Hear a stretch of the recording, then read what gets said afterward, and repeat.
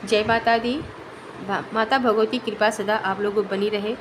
शास्त्रों में बताया गया है कि माँ दुर्गा ने पार्वती के रूप में पर्वतराज के यहाँ पुत्री बनकर जन्म लिया और महर्षि नारद के कहने पर अपने जीवन में भगवान महादेव को पति के रूप में पाने के लिए कठोर तपस्या की थी। हजारों वर्षों तक अपनी कठिन तपस्या के कारण ही इनका नाम ब्रह्मचारिणी पड़ा। अपनी इस तपस्या की अवधि में इन्होंने कई वर्षों तक निराहार रहकर अत्यंत कठिन तप से महादेव को प्रसन्न किया। इनके इसी तप के प्रतीक के रूप में नवरात्र के दूसरे दिन इनके इसी रूप की पूजा और स्तवन किया जाता है। नौ दुर्गाओं में दूसरी दुर्गा का नाम ब्रह्मचारिणी है। इनकी पूजा नवरात्र के दूसरे दिन की जाती है। ब्रह्मचारिणी इस लोक के समस्त चर और अचर जगत की विद्याओं की ज्ञाता हैं। इनका स्वरूप श्वेत वस्त्र में लिपटी हुई कन्या के रूप में है, जिनके एक हाथ में अष्टदल की माला है और दूसरे हाथ में कमंडल है। यह अक्षय माला और कमंडल धारणी ब्रह्मचारिणी नामक दुर्गा शास्त्रों के ज्ञान और निगमागम तंत्र मंत्र आदि से संयुक्त हैं। अपने भक्तों को यह अपनी सर्वज्ञ संपन्न विद्या देकर विजयी बनाती हैं। ब्रह्मचारिणी का स्वरूप बहुत ही सादा और भव्य है।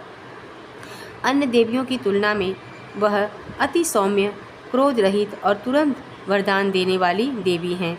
नवरात्र के इस दूसरे दिन माँ भगवती को चीनी का भोग लगाने का विधान है।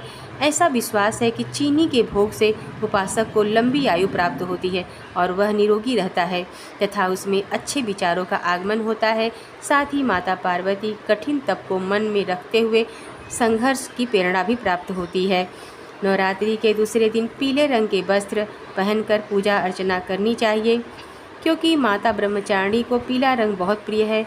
साथ ही माता को पीले रंग के वस्त्र, पीले रंग के फूल, फल आदि अवश्य अर्पित करना चाहिए। भारतीय दर्शन में पीला रंग पालन पोषण करने वाले स्वभाव को दर्शाता है और यह रंग सीखने की उत्साह और बुद्धि और ज्ञान का संकेत देता है।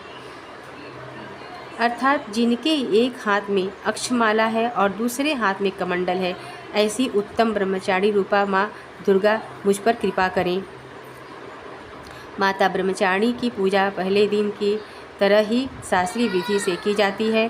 ब्रह्म मुहूर्त में उठकर स्नादि करके निवृत्त होकर पूजा स्थल पर गंगा जल से छिड़काव करें और पूरे परिवार के साथ माँ दुर्गा की उपासना करें।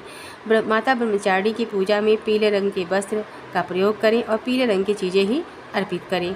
माता को चरणामृत से स्नान कराने के बाद रोली कुमकुम अर्पित करें। इसके बाद आरती पूजा करें।